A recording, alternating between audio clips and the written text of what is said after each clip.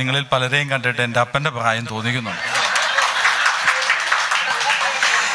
ഞാൻ നേരത്തെ ഇവിടെ വന്നിരുന്നപ്പോൾ എൻ്റെ തൊട്ട് അടുത്തിരുന്ന സാറ് പറയുക, ഇവന്മാർ എന്നെ പഠിപ്പിച്ചതാണോ അത് ഇവരെ ഞാൻ പഠിപ്പിച്ചതാണോ എന്ന് സാറ് ഇവിടെ നിന്ന് ചോദിക്കുന്നത് കേട്ടു. കാരണം സാറ് നോക്കിയിട്ട് പലരെയും കണ്ടിട്ട് ഞാനിവിടെ വന്നപ്പോൾ ഒരാളെ പരിചയപ്പെട്ടപ്പോഴേ ഞാൻ തോന്നുന്നു അധ്യാപകനാണെന്ന് വിചാരിച്ചു. ആ മുടി നരച്ച ആളവിടെ പോയി, അതായിരിക്കും. ഞാൻ ഈ സ്കൂളിലെ നിങ്ങളെ പഠിപ്പിച്ച അധ്യാപകനാണെന്നാണ് ഞാൻ വിചാരിച്ചത്. സാർ എവിടെ നിന്നാന്ന് ഞാൻ ചോദിച്ചു. അപ്പോൾ പറഞ്ഞു ഞാൻ ഈ തൊട്ടടുത്തുള്ള ഇവിടുത്തെ ഈ 92 ബാച്ചുകാരനാണെന്ന് പറഞ്ഞു.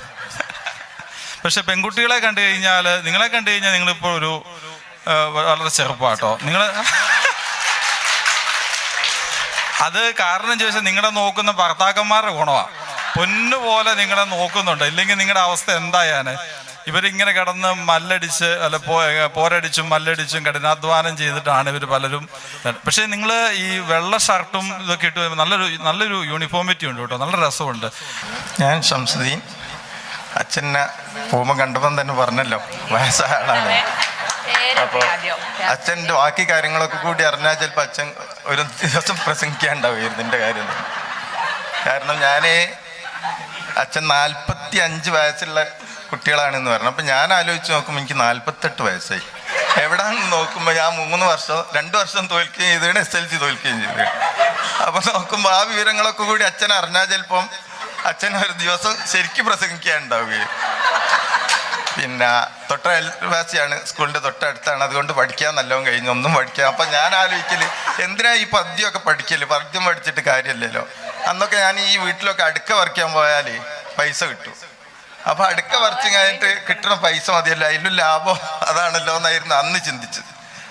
അത് കഴിഞ്ഞ് കഴിഞ്ഞിട്ട് പിന്നെ ഞാൻ ഓരോ സന്ദർഭത്തിൽ എനിക്കത് വളരെ വിഷമമായിട്ട് തോന്നിയ ഒരുപാട് അനുഭവങ്ങളുണ്ട്. ഞാനൊരു 10-15 രാജ്യത്ത് പല ആൾക്കാരെയും കൊടുത്താണെങ്കിലും ഞാൻ പോയിട്ടുണ്ട്.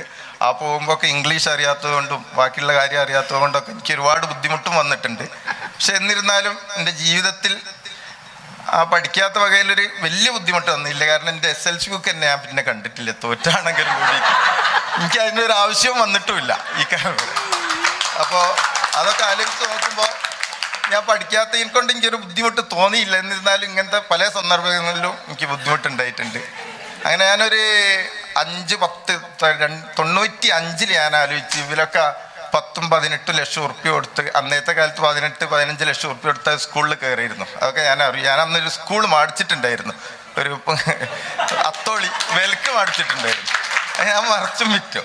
അപ്പം അന്ന് അവിടെ 5-6 പോസ്റ്റ് ഉണ്ട്. അന്ന് പോസ്റ്റിന് 15 ലക്ഷം ഉറുപ്പ്യ ഒക്കെയാണ് പറയില്ല. അന്ന് ഒരു 25,000, ഞാനതൊക്കെ നോക്കിയാൽ 25,000-26,000 ഉറുപ്പ്യ ശമ്പളം ഉണ്ടാവും. അപ്പോൾ ഞാൻ ആലോചിച്ച് നോക്കുമ്പോൾ ഇതിപ്പോൾ അങ്ങനെ പഠിച്ചു കഴിഞ്ഞിട്ടൊന്നും വാങ്ങേണ്ട ആവശ്യമില്ലല്ലോ. അപ്പോൾ അത് കഴിഞ്ഞ് ഞാൻ അന്ന് ആ ഒരു 18 ലക്ഷം ഉറുപ്പ്യ മുടക്കി ഞാനൊരു ഈർച്ചമില്ല് തുടങ്ങി ഇവിടെ പടനിലത്ത്. അത് ഒരു 4-5 മാസം തൊട്ട് എനിക്ക് 25,000 ഉറുപ്പ്യ അന്ന് വാടകയ്ക്ക് കൊടുത്ത് കിട്ടലുണ്ട്.